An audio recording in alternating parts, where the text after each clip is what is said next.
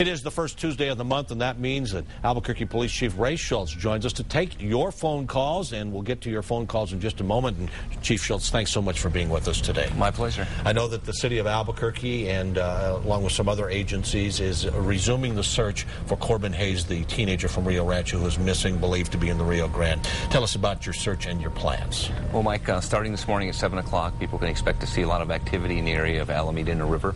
Members from the Albuquerque Police Department, Albuquerque Fire Department, Bernalillo County Sheriff's Department, New Mexico State Police are resuming the search efforts.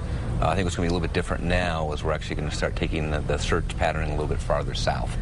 Up to this time, most of the search has been from between Rio Rancho and the Alameda Bridge.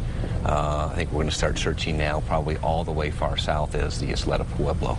And the governor has given you state resources as well, is that correct? Yes. Yesterday everybody kind of sat back, regrouped, looked to see what needed to be done.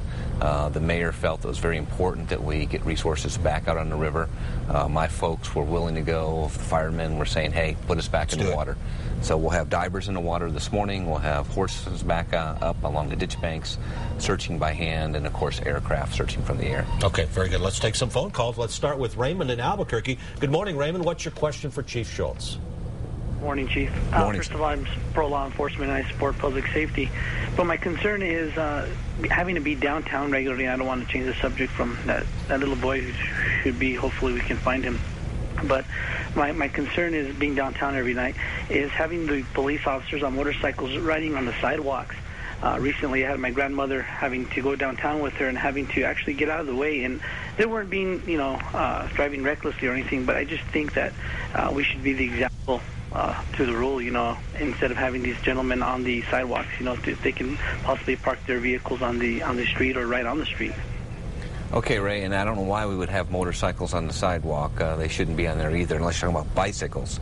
And the same thing, if it's our bike guys, they should be out on the streets unless they're actually maybe going through the 4th Street Mall as a shortcut. But I will talk to the commander, find out what they're doing, and I agree with you that unless there's extenuating circumstances, they should be on the roadway and not on the sidewalks. Okay, why don't we go to Las Vegas, New Mexico now, and Josephine has a question. Good morning, Josephine. What's your question for the chief? Good morning. My question is there any rights for a parent who has a teenager who constantly runs away?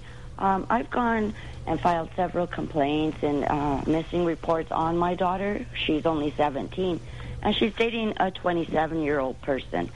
Is there anything that I can do as a parent? Because if I left the state of New Mexico to move away, I get charged with child abandonment. But there's nothing I can do to keep her home. Is there any other suggestions you can help me with? Well, Josephine, what I would do first is I would talk to CYFD, Children's Youth and Family Division. They've got a lot of resources in place that can help you with your situation. They have access to counseling services. They can tell you exactly what you can do, what you can't do, and then they could also help with a referral to law enforcement. Because of your daughter's age, she's 17, it kind of gets in that area where she's got a little bit more rights, and then maybe a 13 or 14-year-old. The age of the boyfriend is a little bit problematic, but again, because of her age, it's kind of right there in the gray area. But CYFD would probably be your best resource to start off at. Okay, very good. Let's go to Jeff in Albuquerque with a question. Go ahead, Jeff. Hey, good morning, Chief. Morning. I have a question regarding the traffic lights on that photo stop. Yes. I've been noticing inconsistency. Is it true that the solid white line should be the time that each light changes? It's supposed to be. My understanding, talking with traffic engineering, and what Jeff's talking about is where it goes from a dotted line between the lanes to a solid white line.